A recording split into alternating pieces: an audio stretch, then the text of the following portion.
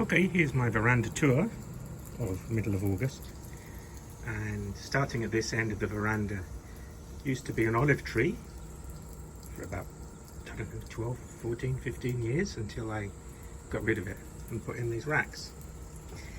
And the top, I usually got some flowers on the go to get flutterbys and insects and things. Various types of basil here. I start so many different types from seed, I get confused about what they are and just bung them all in together. Some Vietnamese coriander.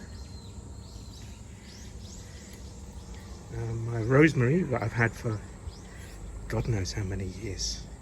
15, 20, don't know. Some thyme and marjoram. Some mint, which I grow until it starts tasting cardboard, which always happens. Some more Vietnamese coriander. And at the moment I'm having a war with mealybugs. Last year mealybugs attacked all my Vietnamese coriander, and basically I had to, this year's crop are all based on plants from cuttings that I gave to my friend last year before the mealybugs got mine. But mealybugs are terrible because they get in on the joints, or not joints, but I guess, you know, parts of the stem where there's a little cave. And no matter what you spray them with, for cuttings, I've taken cuttings last year, I soaked them in neem oil and soap. Literally soaked them for 10 hours. Started them, and yet, whoa, the mealybug eggs survived. This is rose geranium, which started from a plant a few inches high. It's a wonderful triphid. It doesn't flower at all. I keep it just because it's the way it is. If anyone knows how to make a rose geranium flower, please let me know.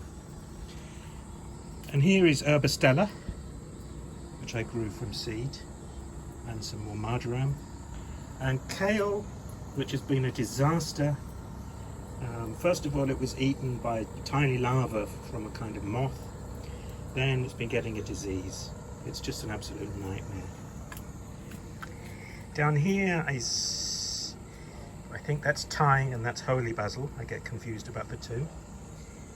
This is some chard, which is very sad, which was growing on my north-facing veranda. All my chard and my kale was doing okay for a while, and then it all got some kind of disease or fungus, and nothing I've tried has been successful.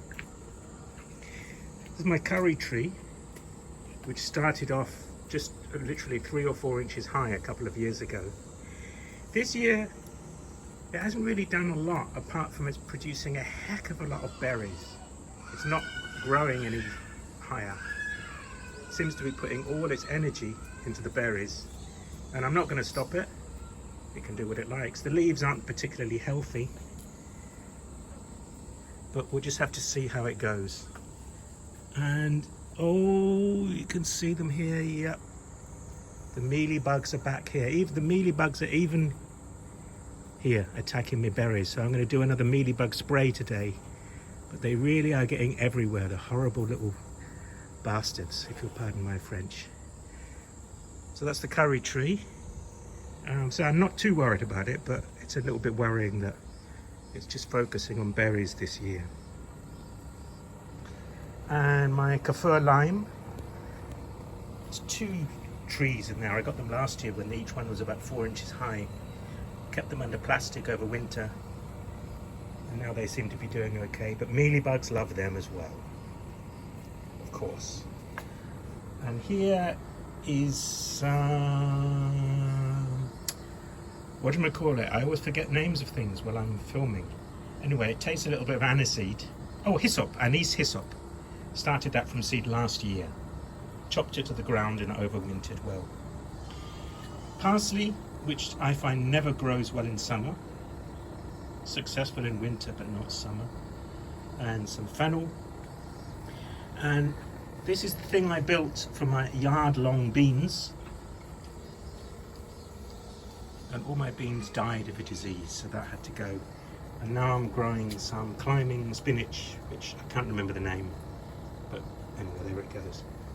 More Vietnamese coriander. These are looking a little bit healthier. They've been getting super sprayed every 2 or 3 days with different sprays, but I can see some little specks of white. So I'm going to get in there again today. And over here is a hanging planter with some more basil. Sage started last year from seed. It's doing well, lasted the winter well. Here's some more basil and some more basil. And in here there's more anise hyssop, more sage, and some thyme lurking down the back. Spinach greens. Sorry, turnip greens. Turnip greens. More turnip greens and more basil. I think it's just normal sweet basil. Getting the full blast of the air conditioner. And at the end, my fir tree, which is a terrible monster now. It's dropping pine needles all over the place. I got that 15 years ago when it was 3 inches high and looked like a triffid. So let's look back. See, it's just a bog standard Danchi veranda. The rack, the frame I built for climbing things attached to my washing poles. And making good use of metal racks, which do go rusty no matter what they say, but what the heck, they're cheap. Here's the tour.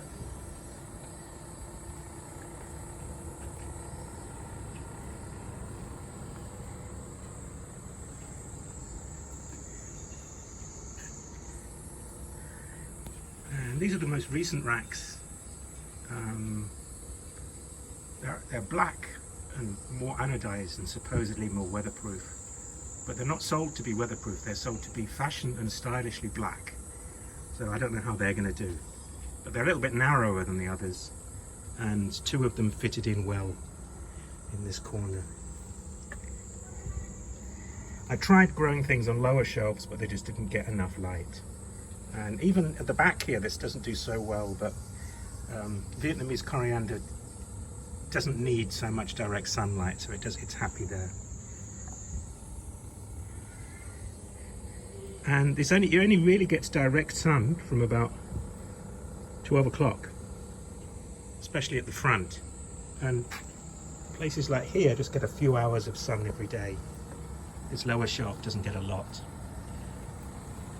And down here doesn't get a lot of direct sun. I find Vietnamese coriander actually grows better out of direct sun. Grows better, but gets the bloody mealybugs. Okay, watering cans.